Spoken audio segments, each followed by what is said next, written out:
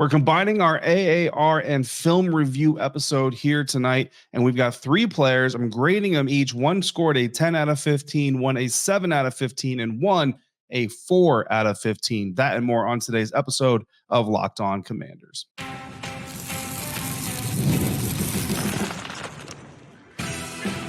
You are Locked On Commanders, your daily podcast on the Washington Commanders.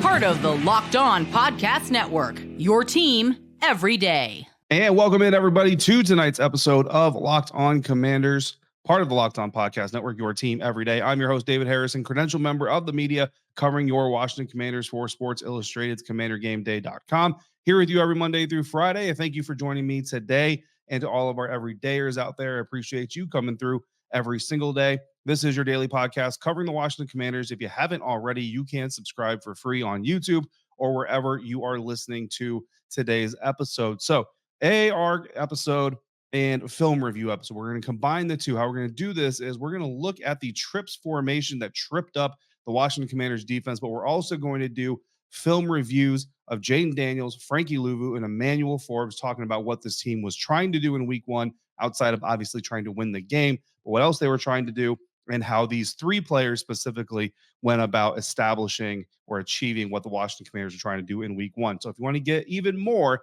out of this episode, all you got to do, sign up to be an insider today. Go to joinsubtext.com/LockedOnCommanders. And from there, you can text me your thoughts, your comments, your questions, and I'll be sending you all kinds of good stuff like inside information, bonus content, invites to our insider-only Zoom conferences, and so much more. So again, join subtext.com/LockedOnCommanders to try that out for free the first 2 weeks. And then if you like it, you stick around for a little bit. Greatly appreciate you giving the shot. So again, AAR with a twist, and that twist is film review. And if you're new to our film review episodes, just like a book review, I'm not going to give you the book to read it. So just like that, I'm not going to show you the film because we don't have an NFL license. They're incredibly expensive. And we're also not going to break the law by violating the fact that we don't have that NFL license. I know a lot of channels out there do it, and that's fine. And I hope they continue to get away with it, but we're not going to risk it here at the Locked On Podcast Network. So I'm going to do my best to describe to you what we were able to see in the film study. And if you've got like an NFL Plus Pro account, you can go to our premium account, you can go to the NFL Pro tab, and you can follow along and look at it as well. There's also some other people out there I highly recommend who are doing film study where you do get to see the tape. Guys like Kurt Benkert, for example, he actually did a Jayden Daniels breakdown. Very, very good stuff there. You're going to hear a little bit of crossover between what he did and what I did, but hopefully if you watch both, it's not going to be too bad because I'm kind of doing my film review in a little bit of a different vein. Instead of going snap by snap and diagramming everything, we're going to talk about what the Washington Commanders tried to establish in week one, and that is their identity, right? So how did these three players, Jayden, Frankie, and Emmanuel, go about contributing to the establishment or lack in contribution to the establishment of the Washington Commanders identity? Well, first we got to talk about what the Washington Commanders want to be. And in a nutshell, they want to be three things. They want to be aggressive, they want to be explosive, they want to be competitive. And in my eyes, you've got to be competitive before you can be aggressive. You've got to be aggressive in order to become explosive. So that's how we're going to break this thing down. And we're going to score each of those three areas: competitiveness, explosive, or aggressiveness, or an explosiveness out of 5, and then we'll tally up a total score. That's how we're going to do it. A little bit simplistic, but I think it could be fun.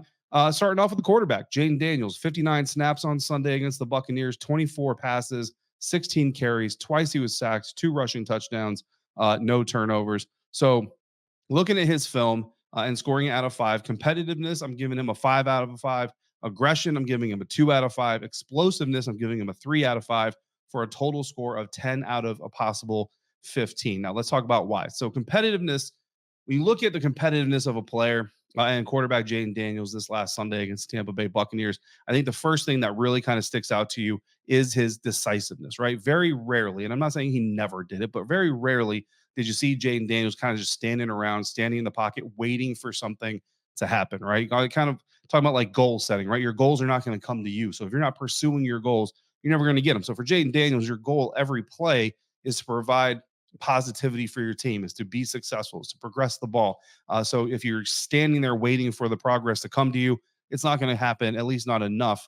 It's not going to fall in your lap. So you got to be decisive. And I like the Jayden Daniels, even in his first NFL game, even with a defense as aggressive and exotic as Todd Bowles' unit can be, very decisive all night long, even as the game was getting out of the way. When he was a runner, he showed really good ball carrier vision, took what the defense was giving him, and becoming part of the attack. And I'll tell you right now, if you don't like seeing Jayden Daniels run, I'm not saying he's going to do it 16 times every game, but he's going to do it. Being a part of the attack himself is part of his MO. It's part of who he is. He's going to take the yards instead of the check down. That's going to be part of his game. And honestly, you're going to appreciate sometimes where he's got a receiver or maybe a tight end or something 4 yards downfield. Yeah, he could throw it there, but he's going to opt to take the run and go get 12, 14, 17 yards, whatever it is. Given the choice, he'd rather take the tackle or he'd rather try to break the tackle, but he's still getting down. I know he's not sliding, but he's still getting down, which ensures that he stays healthy for the next play. And you need to appreciate that because that shows how he wants to be competitive for this team. Jumping up, wanting to throw, wanting the ball back on that throwback play. Now, Luke McCaffrey didn't throw it back on that throwback play, but you could see very, very much turning on the 22 that Jayden Daniels wanted that ball back. Now, Kurt Benkert, actually speaking of his film review of Jayden Daniels, said it was a good decision for Luke to not throw the ball. I know some people have said it was a very bad decision. I kind of get it, but there were also 3 Bucs defenders between Luke and Jayden Daniels. So I don't know if that's what kept Luke McCaffrey from throwing that ball. I'm sure, positive he will be asked about it on Wednesday in the locker room. So stay tuned to your Twitter devices, insiders. Stay tuned to your text messages because my plan is to be down there when that happens. Do have another engagement while I'm in Ashburn during Wednesday's practice, so we'll see if I'm going to be down there when the locker room first opens. But more to follow on that. Now, aggression. I gave Jayden a 2 out of 5, and you might be kind of curious and say Jayden Daniels was running all over the place. He's got to be hyper aggressive. But what I liked, what the reason I give him a 2 out of 5 is because there are some throws that he could have made, some opportunities for receivers that would have been more aggressive. And you do want to see those from your young quarterbacks. But what I do like is you watch Jayden Daniels kind of set up his opponents, and that shows some of that competitive aggressiveness on the field. There's a rep specifically where Bucs linebacker KJ Britt is coming in pretty clean past rookie tackle Brandon Coleman. Jayden not only sees him coming, but actually kind of lets him get a little bit close to him, hits him with the jab step to the right, and then takes off to the left. If Jayden bails quicker, then KJ Britt has the brakes, has the agility to kind of take a different angle. I think Jayden still gains yards, but certainly KJ Britt cuts off the run path, and Jayden doesn't gain 16 yards like he did. Maybe he only gained, say, 7 or 8 yards. And as we know in this game, every yard counts, right? There are also shots against the Bucs defense that he could have taken deep. There's a crosser out of the slot to Terry McLaurin that I know was shared on Twitter in some tape study. I know a lot of people kind of were attracted to that. And certainly, I promise you that when Jayden saw that on tape, he was slapping himself on the forehead, kind of smacking himself for not taking that. And he'll look to take that in the future. But again, and then when you look at first NFL game, super aggressive defense, you kind of know what's coming. Those are the types of things that, look, he's a rookie quarterback, guys. He's got to get out there and get his feet wet and get comfortable. There was also the 2nd and 8 from the Tampa Bay 36 where he was sacked for a 10-yard loss on that play specifically. So again, if you got NFL Pro or Plus Pro or whatever it's called, and you got access to their 22, go to that sack on 2nd and 8 from the Tampa Bay 36. I didn't write down the timestamp because I'm stupid, but hopefully you can find it. Sorry, I didn't write down the timestamp for you. But you're going to see on that play, if you watch it, there are 4 available options for Jayden Daniels. And I promise you on tape when he saw it and on Tell the Truth Monday, that was a hard pill for him to swallow. He's got Zach Ertz running a short dig towards the middle of the field. Luke McCaffrey running an intermediate dig towards the middle of the field, which is a little bit weird because they're kind of relatively in the same alignment. Olamide Zaccheaus is short right on a stop route, and Jamison Crowder is running a deep route on the right side on a go route against single coverage, no top coverage. So it looks to me like Zach Ertz is the primary read. Olamide Zaccheaus was the second read, and before he can get to the third read, he's getting sacked. But he could have thrown it to Zach Ertz, could have thrown it to Olamide Zaccheaus, and he eventually doesn't, and he ends up getting sacked. So you want to see him pull the cord on one of those throws. So again, being more aggressive there. And then explosiveness, 3 out of 5. Honestly, he had 3 explosive runs, 2 explosive passes. Both of those explosive passes, however, were checkdowns to the running backs. One to Austin Eckler, one to Brian Robinson. They then ran it for that 20-plus yard gain, which gives them explosive passes. But as far as like air yardage is concerned, no air yard completions of 20 yards or more. So you certainly want to see more of those coming out of Jayden for his explosive value. But 3 explosive runs, incredibly valuable. So I'll give him a 3 out of 5 for his explosive grade in week 1. That total, 10 out of 15. You can call that a C if you want to. 10 out of 15 is like a 66%, right? So you can call that a C if you want to, but I'm not really putting a letter grade on it. I'm just telling you, 10 out of 15 in in those categories because we're using a 5 scale. I've had some people kind of text me or even tweet at me or YouTube comment at me that they don't think Jayden did a very good job in week one because he's the only rookie starter to not throw a touchdown pass in week one. Well, I'll tell you, last year, Houston Texans quarterback CJ Stroud was the only rookie quarterback starting that did not throw a touchdown in week one. So, and similarly to Jayden Daniels, CJ Stroud was also the only quarterback who faced a playoff team in week one, the Baltimore Ravens, in fact. And the first time CJ Stroud faced a non playoff team was in week two. It was at home. Sound familiar? And he threw 2 touchdown passes. So maybe Jayden Daniels is going to throw 2 touchdown passes in his home debut against a non-playoff team, the New York Giants. I'm not promising it. I'm just saying the correlation is kind of there. And my insiders are probably laughing right now because when I sent them that information in text, I actually accidentally said Bryce Young instead of CJ Stroud. But that time, guys, I got it right. So stop laughing at me. Next up, Frankie Luvu. We were all really excited about him. Didn't finish with the sexiest stat line. How did his tape look? That's coming up next on today's episode of Locked On Commanders, part of the Locked On Podcast Network, your team every day.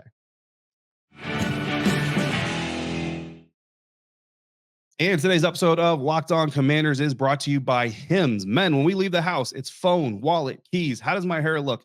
But if you're experiencing hair loss, you may not be so confident when you step outside your door.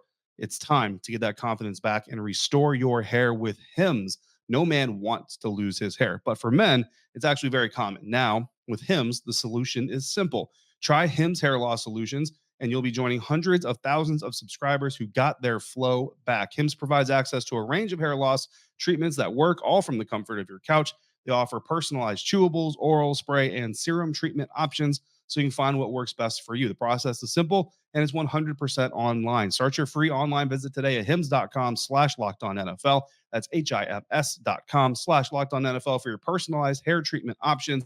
hims.com/lockedonnfl. Results vary based on studies of topical and oral minoxidil prescription products. Require an online consultation with a healthcare provider who will determine if prescription is appropriate. Restrictions apply. See the website for full details and important safety information. The new Locked On NFL is here, and I thank you for making Locked On Commanders your first listen of the day. Every day, if you check out the Wednesday afternoon, publishing around the noon-ish hour on Wednesday, you will find me on Locked On NFL with the barber, Tony Wiggins, for some real NFL talk, talking about young NFL quarterbacks. Insiders talk to you a little bit about that all throughout the day and night. On Tuesday, you add in some Locked On local experts. You get unprecedented NFL insight, hot opinions, detailed breakdowns, all in 30 minutes. It's the new Locked On NFL, and it's twice a day. You might be surprised to hear that I supported Will Levis remaining the starter for the Tennessee Titans. And before you say I'm crazy, go listen to my realization or my rationalization, I should say, and then come back and tell me I'm crazy. But at least go listen to it before you tell me I'm crazy without hearing my reasoning, right?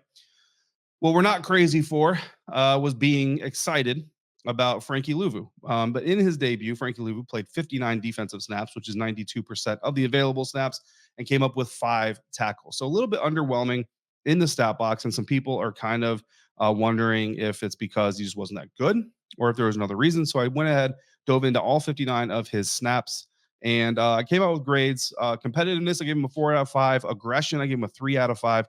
Explosiveness, I gave him a 0 out of 5. We'll explain here in just a second. So first competitive rating, 4 out of 5. Very first snap of the game, he takes on Bucs center Graham Barton, who is a rookie, but he's still a really, really big center.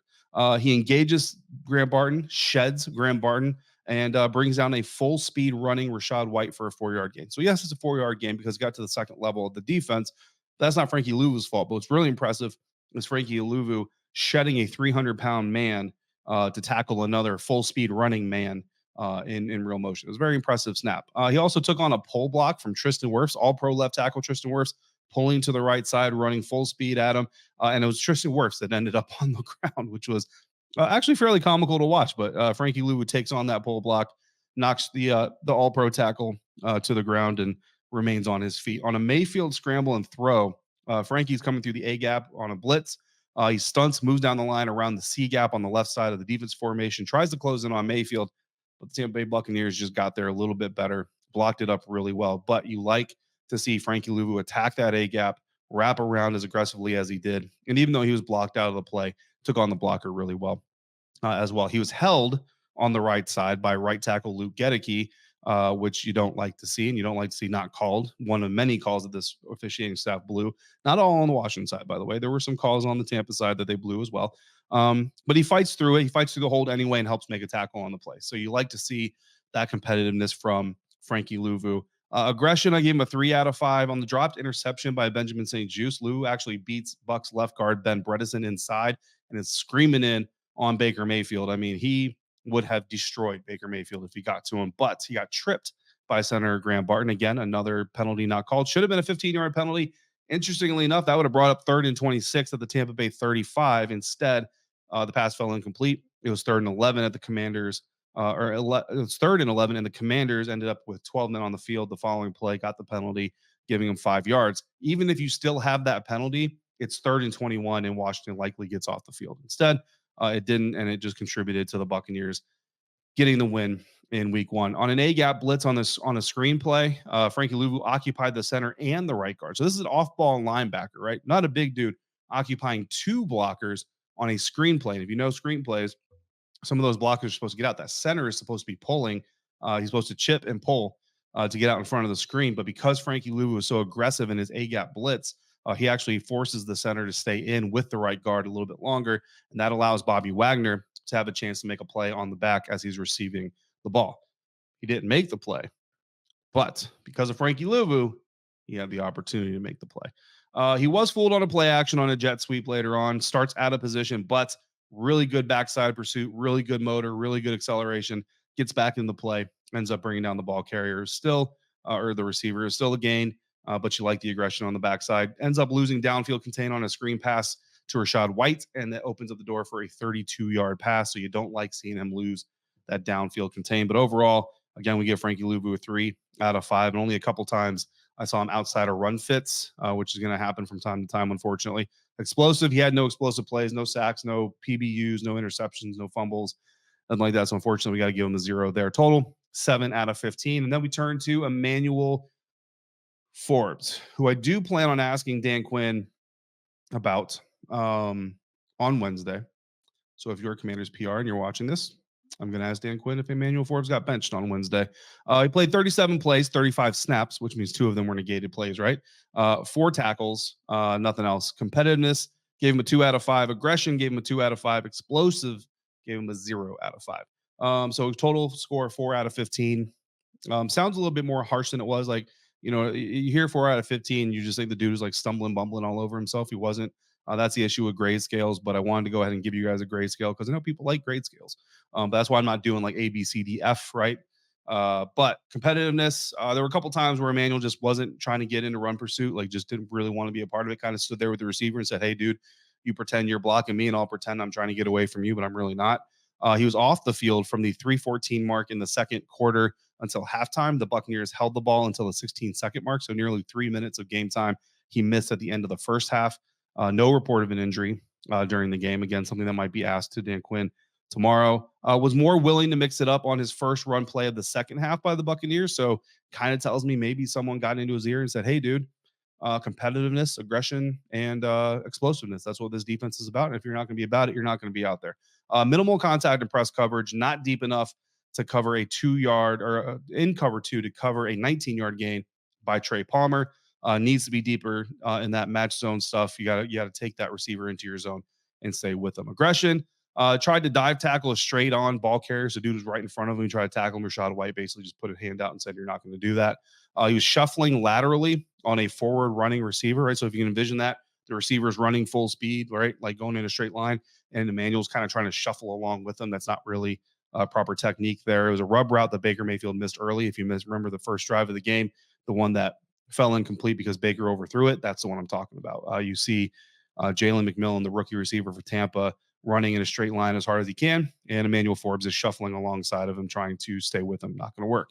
On a scramble throw, the same one that we talked about with Frankie Luvu blitzing through the A-gap, getting tripped up. Forbes does lay a hit on Chris Godwin, so you do like to see that. Unfortunately, the pass was still completed.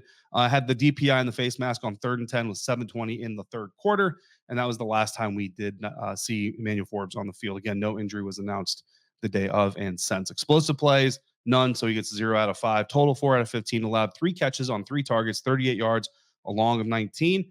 I'm not a big preacher of PFF grades, but his PFF grades not very complimentary either. Wanted to keep going with some film study. So the Buccaneers brought out some trips formations that tripped up the Washington Commanders, specifically on two specific plays. We're going to break it down a little bit more coming up next on today's episode of Locked On Commanders, part of the Locked On Podcast Network, your team every day.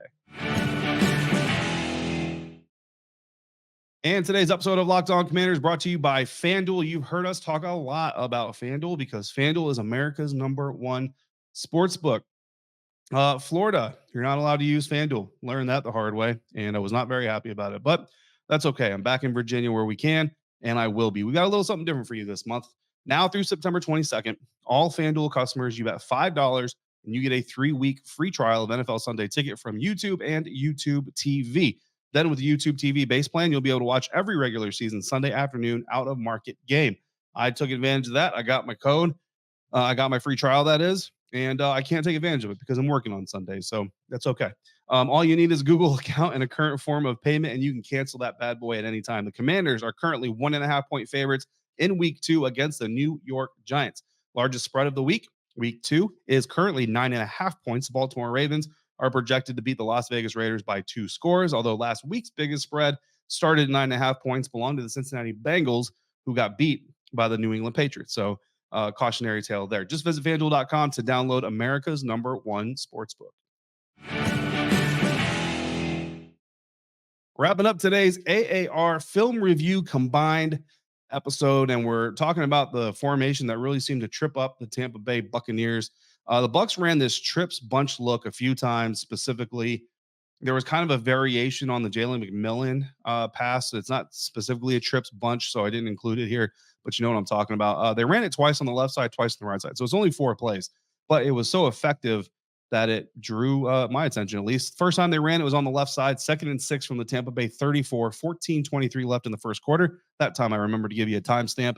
The trips defenders were Emmanuel Forbes, Mike Sainristil, Bobby Wagner. They were in cover 3. The result of the play, a 5-yard gain on a flare route, kind of a screenish looking thing to Rachaad White. So not great, right? 2nd and 6. If you're the offense, you want to gain at least 3 yards. They gained 5, so certainly a successful play for the offense. Next time we saw this look, right side trips, 3rd and 3 from the Washington 38, 11:43 left in the first quarter, so not very far after we saw it the first time. So obviously Liam Cohen was trying to kind of probe to see if he could get away with it. Trips defenders that time were Emmanuel Forbes, Jeremy Chin, and Mike Sainristil in man coverage. This time the Bucs ran a double post switch concept. So their outside receiver, middle receiver, both running post, while the inside receiver runs essentially a slot fade. The man matchups were aligned, so when the receivers crossed, the defenders had to cross as well. The only thing they're reacting while the receivers know it's coming, and the result is an incompletion to Jalen McMillan because he dropped it. That was the second first drive touchdown opportunity for the Bucs, but Mike Sainristil was about 7 yards behind the play because he got caught up in the trash. If McMillan catches it, the only defender who might stop him from getting into the end zone is Emmanuel Forbes, who was pretty deep because his post-man alignment should have had the speed to catch him probably around the 5 or so, maybe. Third time they ran it came 14:22 in the second quarter, 1st and 10 of the Washington 17, and it was the left side go route that they threw to Mike Evans for a 17-yard touchdown. And again, they had that screen to Rachaad White motion on the opposite side going again, except the difference is on the opposite side of the screen, they had press man coverage, single high safety, which is why they took advantage of that. So essentially, every time they ran that play, they had the screen look on the one side, the trip side, to Rachaad White. But when the Washington Commanders came out in press coverage, they went over the top looking for that matchup. So it really confused the Commanders. The one time they were in man against it, and it made me think, how bad did this team do in man? Well, they ran man coverage 13 times, and the Bucs were 5 for 6 passing, 60 yards, 3 touchdowns, and were sacked once. They ran against it 5 times for 50 yards, and there was 1 defensive penalty called as well. So against zone coverage, the Bucs were 19 for 24, so still pretty good. 229 yards, 1 touchdown, but 23 carries, 64 yards. So that means that against man, the Buccaneers completed 10 yards per attempt. Against zone, 9.5 yards per attempt. So the secondary, not very good, is the bottom line. Man completion percentage, 83%. Zone completion percentage, 79%. Very good either way.